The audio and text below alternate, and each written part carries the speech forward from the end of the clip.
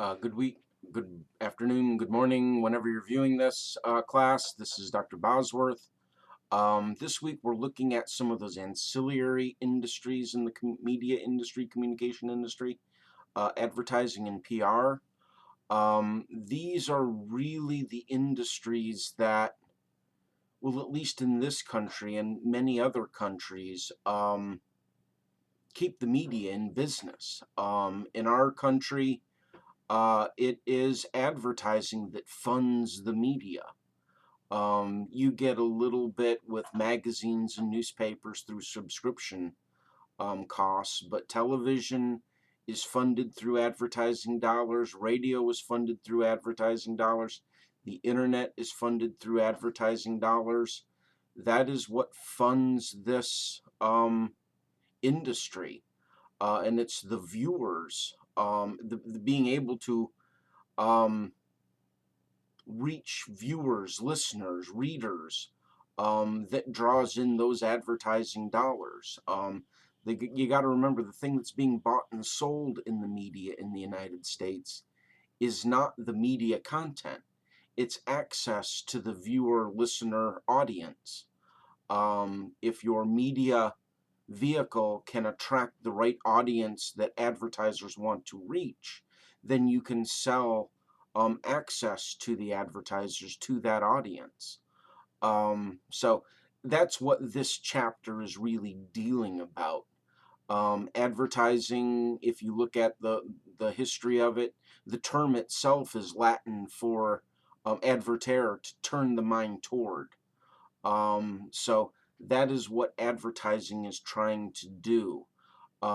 It comes out of psychology, and basically it is it is paid communication by an identified sponsor, with some form of persuasive message. That's the traditional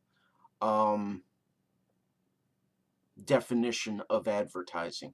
Now that's been changing over the few years, in that some of the media, and it's got to be through a medium, and that's kind of been changing a little bit with all the advances in some of the technology and such. But the main goal of it's got to be paid for, and it's got to be persuasive in some form. And also, you've got to have an identified sponsor, or else why would you advertise? So that is where advertising is coming from. PR, on the other hand,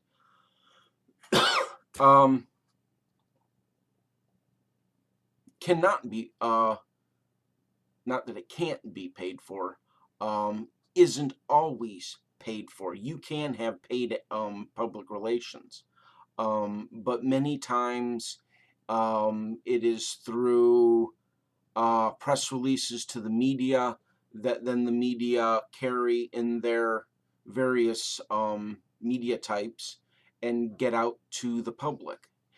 And it isn't always through a medium. PR can be to an audience of some sort, where you're speaking to a group of people. So the audience for public relations can be many different types of publics, of audiences. It doesn't necessarily have to be through a reach through a mass medium.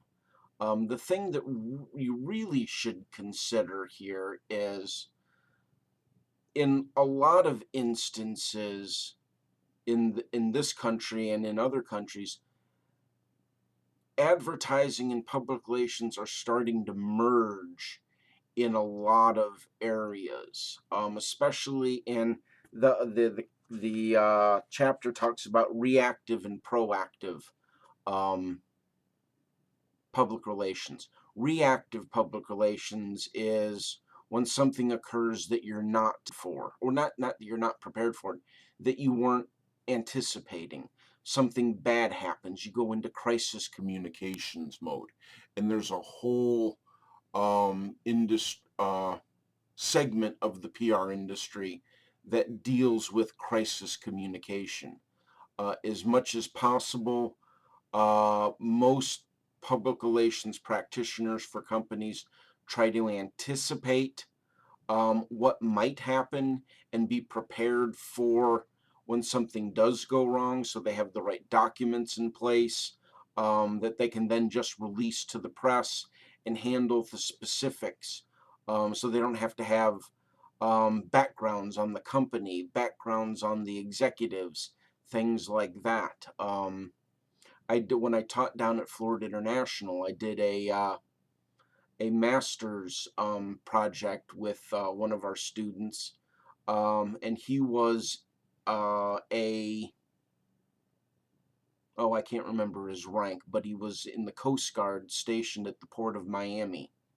And basically what he did is he wrote, for his project, he put together the crisis communication manual for the Coast Guard at the port of Miami. So what he would have is the number of personnel, how big the port is, the number of vessels that go through, the type of vessels that go through, the type of vessels the Coast Guard had there, all sorts of stuff, so that you had that manual ready that you could then release that information to the media, and so you wouldn't have to do that work then. And then that way, all you had to worry about if a crisis ever occurred was the information about that particular crisis, because bad things are going to happen. So there is that reactive PR, but then there's the proactive PR. And a lot of times this is in conjunction with advertising. And in today's terminology, it's called integrated marketing communication. It's when PR is in its publicity mode. You want to get things out about a new product, a new service, and so you go into publicity mode. The automakers are great at this. Every year when the new models come out, they have the car shows. Well, that's publicity. You're not paying for advertising. The press comes out and covers the new models that each manufacturer is putting out. So that's the kind of thing that advertising and PR work together to basically work to the strengths of advertising and PR.